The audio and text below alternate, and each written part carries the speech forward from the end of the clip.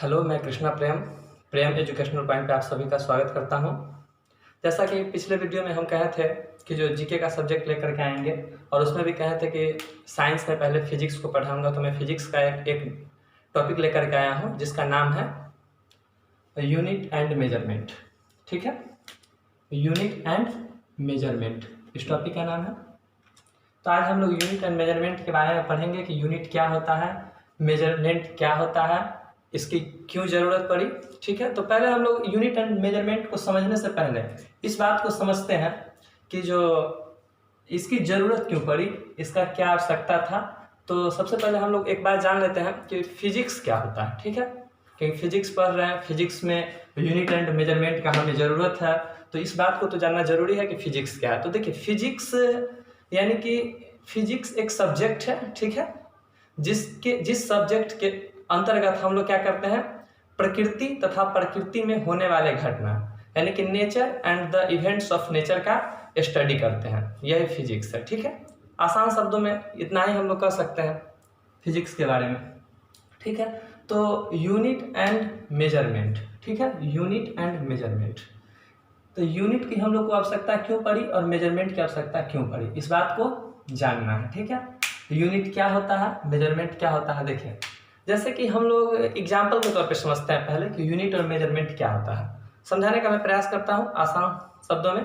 जैसे कि हम लोग कहते हैं कि एक बॉल हो गया, ठीक है, तो बॉल जो होता है वो भी फुटबॉल, ठीक है, फुटबॉल हो गया जो एक बड़ा सा फुटबॉल होता है। उसके बाद क्रिकेट जो बच्चे लोग खेलते हैं, हम लोग भी खेलते हैं, जरूर देखे होइएगा आप लोग भी।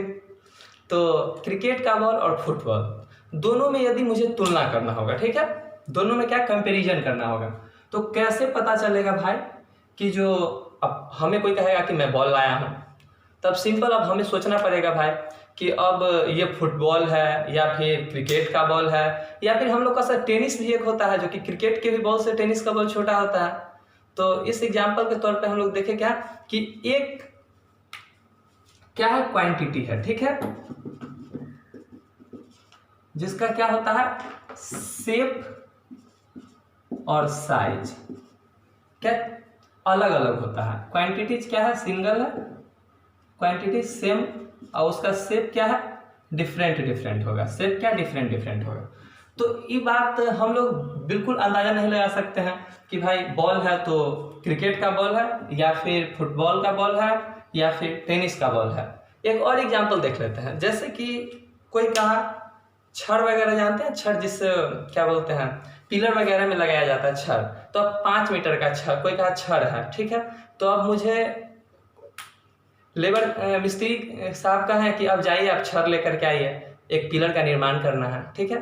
तो उसमें हो सकता है कि एक मोटा छड़ का जरूरत हो, 4 मोटे छड़ का जरूरत हो, 2-3 पतले पतले छड़ का जरूरत हो। तो इस बात का हम लोग अंदाजा नहीं लगा पाएंगे बिना जाने हुए कि भाई उसका यानी कि मेजरमेंट जब तक हम नहीं जानेंगे कि कितना सेंटीमीटर का है, कितना मीटर का है, कितना लंबा है और छड़ है, तो छड़ को आप सोचे जाके कहेंगे कि जो सुनिए जो क्या बोलते हैं, मुझे 5 केजी छड़, हाँ यहाँ तो हो सकता है 5 केजी छड़ वजन पे भी आ सकता है, लेकिन मान लीजिए कि अब उसको कहेंगे 5 केजी छड़ दे दीजिए, अब हमको तो लंबाई का भी जरूरत होगा, तो हम उसको कहेंगे कि नहीं भाई हमको इतना यानी कि मोटा में क्या बोलते हैं 5 mm 10 mm या फिर 5 सेंटीमीटर 3 सेंटीमीटर मोटा में हमको 25 मीटर का या फिर 30 मीटर का क्या छड़ चाहिए। तो यही होता है क्या कि जो इसी बात को जानने के लिए यूनिट और मेजरमेंट का हम लोग उपयोग करते हैं।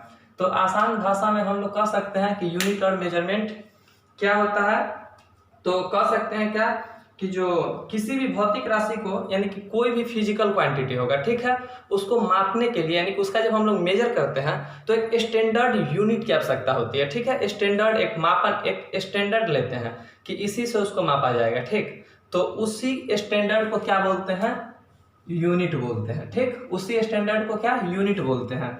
और उस स्टैंडर्ड की सहायता से उस ऑब्जेक्ट का मेजर जो करते हैं उसी को मेजरमेंट बोलते हैं।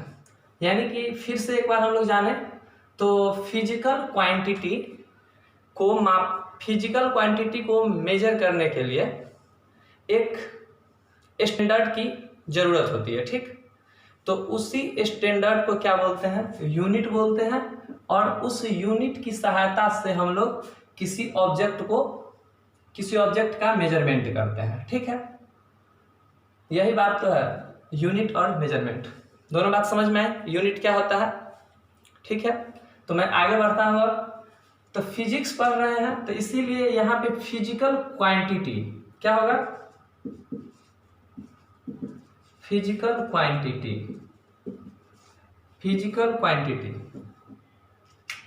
क्वांटिटी क्या होता है, इसको देखते हैं।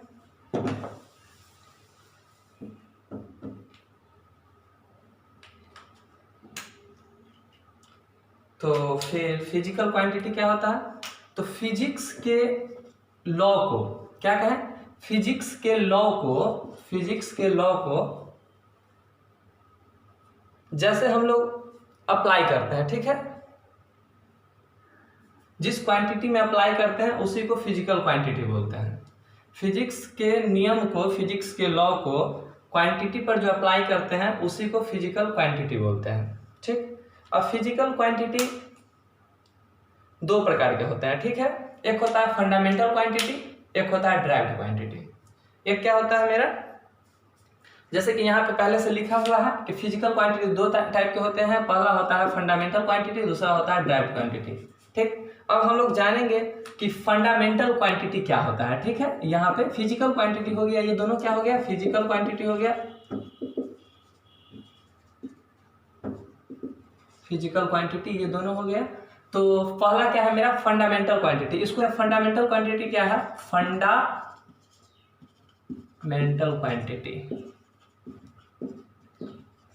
फंडामेंटल क्वांटिटी को हम लोग बेसिक क्वांटिटी भी बोलते हैं, ठीक है। इसी को हम लोग बेसिक क्वांटिटी भी बोलते हैं। फंडामेंटल क्वांटिटी क्या होता है, तो ये क्वांटिटी जो इंडिपेंडेंट होता है, ठीक है। ये यानी कि इसे किसी और क्वांटिटी से कोई लेना देना नहीं होता है। इसे किसी अन्य क्वांटिटी में चेंज भी हम लोग नहीं कर सकते हैं, ठीक है। ये अनचेंजेबल होता है और इसकी संख्या अभी 7 है, ठीक है। कौन कौन है उसको देख लेते हैं यहाँ पे।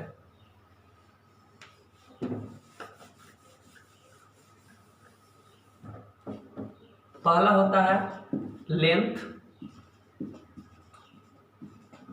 दूसरा है मास, तीसरा है टाइम, चौथा है इलेक्ट्रिक करंट,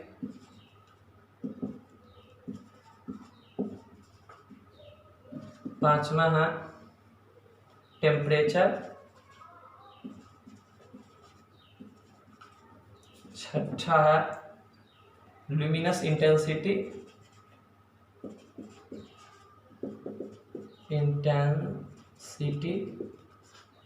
सातवां है अमाउंट ऑफ सब्सटेंस।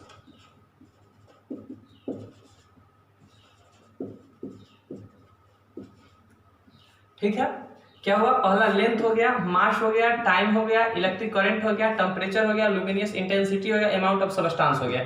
ये सातों क्या है, फंडामेंटल क्वांटिटी है, जिसको हम लोग बेसिक क्वांटिटी भी बोलते हैं। और इसे हम लोग कभी भी चेंज नहीं कर सकते अपनी मर्जी से। ये लेंथ है तो बस लेंथ है, मास है तो मास है, ठीक है। टाइम ही रहेगा, इलेक्ट्रिक करंट ही रहेगा, कभी चेंज नहीं होगा। टेम्परेचर कभी चेंज नहीं होगा, टेम्परेचर है तो हमेशा टेम्परेचर ही होगा। लुमिनस इंटेंसिटी है तो ये luminous intensity, amount of substance होगा, इसे कभी भी हम लोग चेंज नहीं कर सकते हैं। ये अपरिवर्तित रहता है, ये अदर टर्म में चेंज नहीं होता है, ठीक है। उसके बाद हम लोग दूसरा क्या देखें, ड्राइव्ड क्वांटिटी है। क्या है, ड्राइव्ड क्वांटिटी। तो इसको फंडामेंटल क्वांटिटी को मिटाते हैं फिर हम लोग, ठीक है। अब ड्राइव्ड क्वांटिटी क्या होता है इसके बारे में हम लोग जानते हैं, ठीक। ड्राइव्ड क्वांटिटी के बारे में अच्छे से समझते हैं, ये होता क्या है।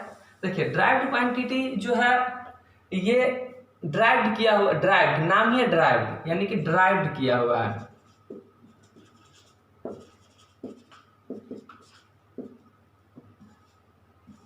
ड्राइव्ड क्वांटिटी यानी कि फंडामेंटल क्वांटिटी, जो बेसिक क्वांटिटी होता है उसी को ड्राइव्ड जब हम लोग करते हैं, उसी को परिवर्तित जब कर देते हैं तो ये क्या हो जाता है, ड्राइव्ड क्वांटिटी। फंडामेंटल क्वांटिटी को चेंज जब करते हैं तो वो क्या, ड्राइव्ड। फंडामेंटल क्वांटिटी अनचेंज होता है, लेकिन क्या बोलते हैं इसको, जो हम फंडामेंटल क्वांटिटी के रूप में ड्राइव्ड क्वांटिटी को लिखते हैं, ठीक है। जैसे कि देख लीजिए एग्जाम्पल में देख लेते हैं। फंडामेंटल क्वांटिटी अनचेंजेबल होता है, वो किसी पर डिपेंड नहीं करता है। ये जो ड्राइव्ड क्वांटिटी जो होता है डिपेंड करता है फंडामेंटल क्वांटिटी पे, ठीक है, depends on fundamental quantity.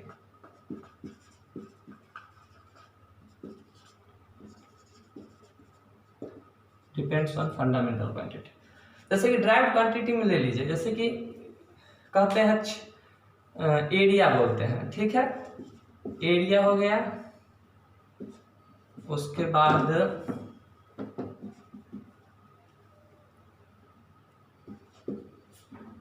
Volume हो गया,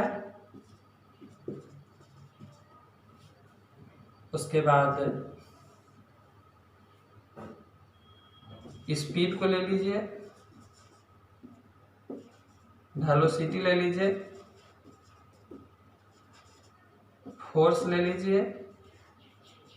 ये सब क्या है, ड्राइव्ड क्वांटिटी है, ठीक है। क्योंकि एरिया जो होता है क्या होता है, लेंथ इनटू लेंथ होता है, ठीक है, यानी कि लंबाई को लंबाई से ही मल्टीप्लाई करते हैं, तो एरिया होता है। फिर इसको क्या बोलते हैं, length into breadth into height, ठीक है। ये वॉल्यूम होता है। स्पीड क्या होता है भाई, तो डिस्टेंस बाय टाइम होता है, ठीक है। वेलोसिटी क्या होता है, ये होता है डिस्प्लेसमेंट बाय टाइम होता है।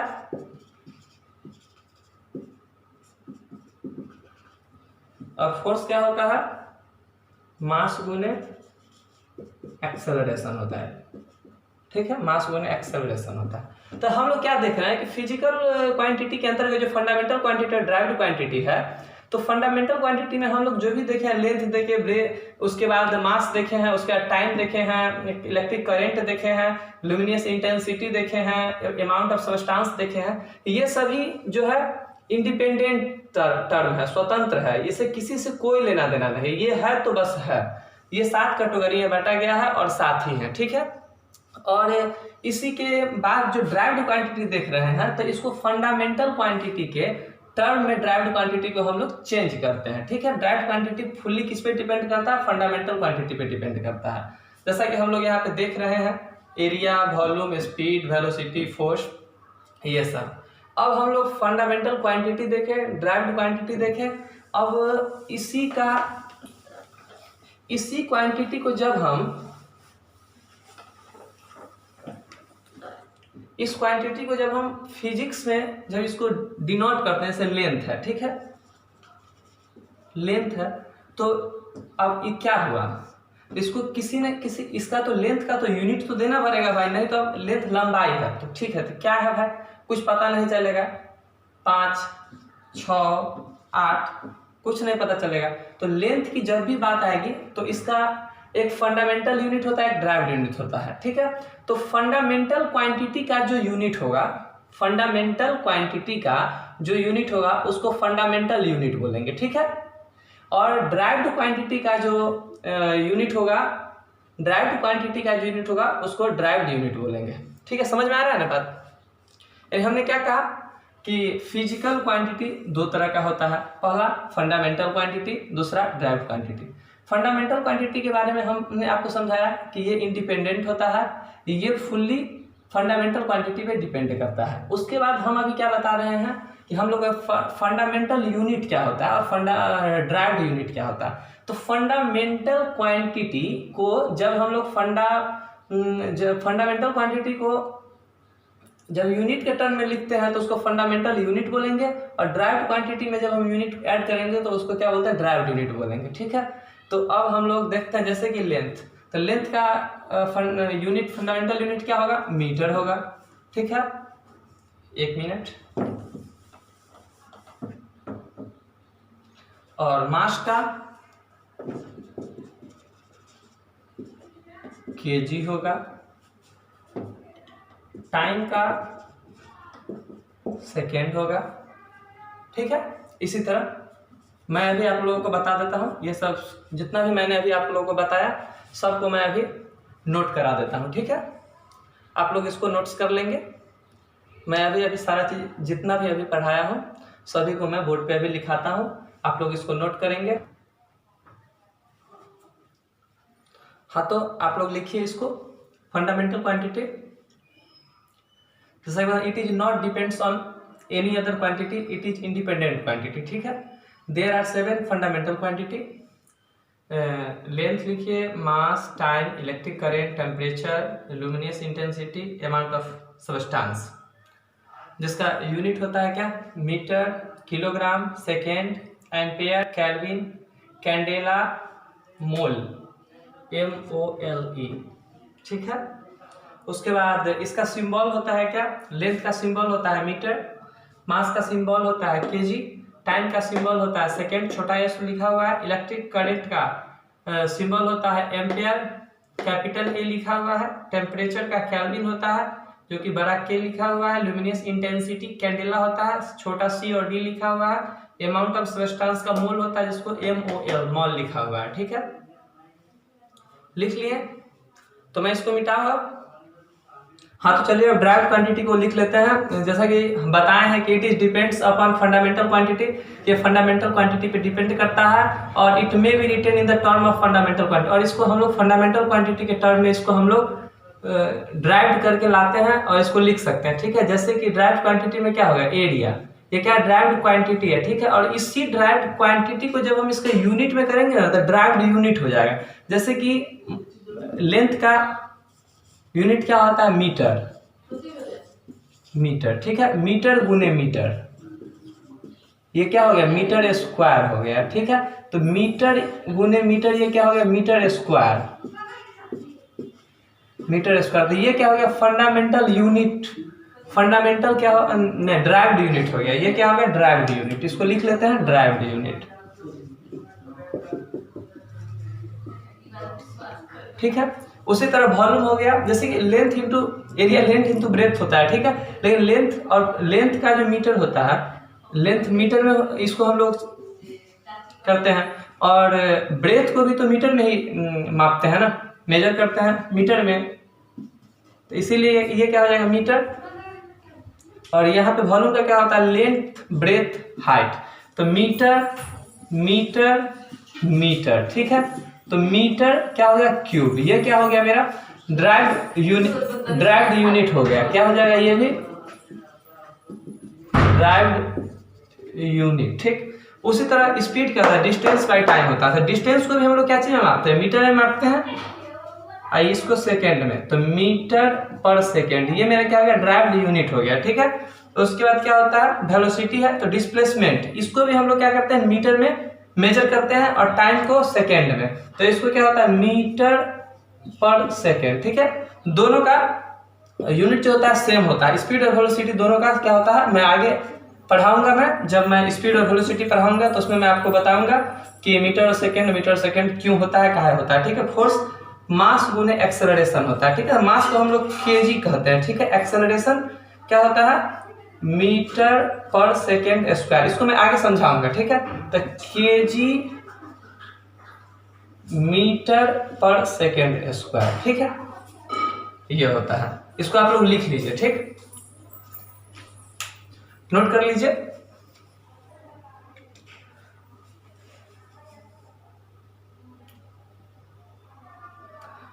ठीक है, वीडियो को पॉज करके आप लोग इसको नोट कर लीजिएगा। मैं आप लोगों को बता दूं कि मैं अगला जो टॉपिक पढ़ाऊंगा उस क्या होगा, system international, system of international होगा। क्या होगा, सिस्टम ऑफ इंटरनेशनल होगा। ठीक है, तो मैं सिस्टम ऑफ इंटरनेशनल अगले वीडियो में लेकर के आऊँगा। यदि मेरा पढ़ाने का तरीका आप लोगों को अच्छा लगे तो सब्सक्राइब कर लीजिएगा और शेयर भी कर